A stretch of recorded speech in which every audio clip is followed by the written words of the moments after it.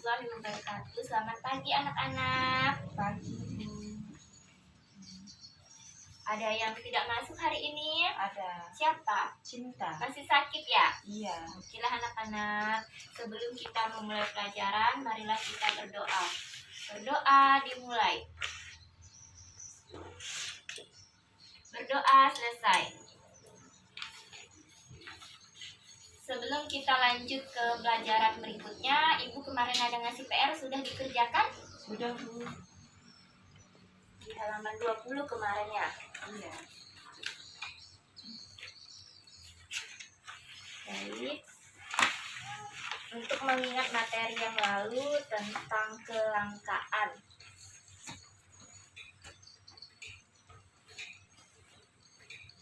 Kelangkaan tahu artinya? Kelangkaan itu muncul karena adanya kebutuhan manusia yang terbatas, sedangkan alat pemuas kebutuhan yang berupa barang dan jasa terbatas adanya. Ketidakseimbangan antara kebutuhan dan ketersediaan alat pemuas kebutuhan itu disebut dengan kelangkaan.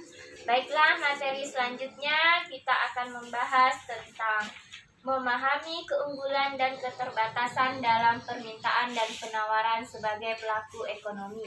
Ada di halaman 22. Coba dibuka halaman 22.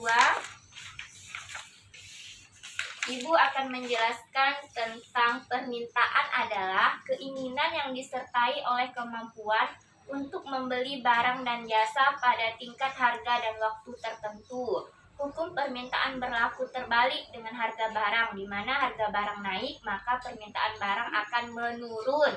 Harga barang naik, permintaan pasar akan menurun. Sebaliknya, jika harga turun, maka permintaan barang tersebut akan mengalami kenaikan. Contohnya, permintaan yang dipengaruhi keterbatasan antar uang adalah suatu wilayah yang tidak dapat memproduksi bawang dengan jumlah banyak. Maka wilayah tersebut melakukan permintaan pada kota yang mampu memproduksi bawang dalam jumlah yang tinggi. Faktor yang mempengaruhi permintaan: 1. Harga barang. 2. Harga barang pengganti. 3. Ketersediaan substitusi. 4. Selera. 5. Jumlah kebutuhan. Sekarang kita bahas tentang penawaran. Penawaran adalah merupakan jumlah barang dan jasa yang ditawarkan produsen ke konsumen. Contohnya, penawaran yang dipengaruhi keterbatasan antar uang adalah wilayah yang mampu memproduksi bawang yang lebih akan menawarkan ke beberapa wilayah yang membutuhkan. Terdapat 3 unsur penawaran, yaitu keinginan penjual untuk menjual barang, kesediaan penjual untuk menjual barang dagangannya, dan pada tingkat harga dan waktu tertentu. Yang ketiga, kemampuan penjual dalam menawarkan barang dagangannya. Keunggulan dan keterbatasan antar uang. Penawaran akan muncul bila suatu produk memiliki potensi penjual kepada pihak lain dalam konsep antar uang. Keunggulan dan keterbatasan yang dimiliki oleh masing-masing wilayah menciptakan peluang timbulnya interaksi antar uang dari segi perdagangan. Wilayah yang memiliki suatu sumber daya tertentu akan menawarkan sumber daya tersebut kepada wilayah yang tidak memiliki. Indonesia memiliki potensi kekayaan sumber daya alam yang cukup melimpah. Namun, setiap wilayah memiliki sumber daya alam yang bervariasi sehingga memiliki keunggulan yang berbeda dan timbul penawaran.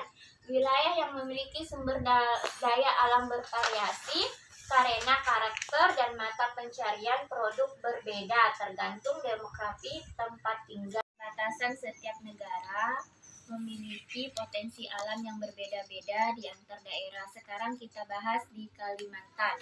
Bukan ya? Di Kalimantan Barat, sumber daya alamnya boksit, intan, minyak kelapa, rotan, dan karet. Kalimantan Tengah, minyak kelapa, minyak bumi, intan, karet, dan rotan. Kalimantan Selatan, batu bara, intan, biji besi, dan rotan. Kalimantan Timur, kayu lapis, gas alam, cair, minyak bumi, tenun, kristal, dan timah. Kalimantan Utara, minyak, gas, kelautan, dan tambang. Itulah dia contoh dari sumber daya alam di antar pulau. Baiklah, apa sudah jelas?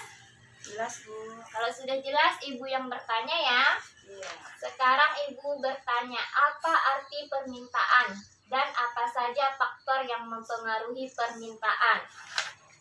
Permintaan adalah keinginan yang disertai oleh kemampuan untuk membeli barang atau jasa pada tingkat harga dan waktu tertentu. Faktor yang mempengaruhi permintaan, harga barang pengganti, ketersediaan substitusi, selera, dan jumlah kebutuhan. Ya, baiklah. Yang kedua, apa arti penawaran dan apa saja faktor yang mempengaruhinya? Apa arti penawaran? Penawaran merupakan jumlah barang atau jasa yang ditawarkan produsen kepada konsumen.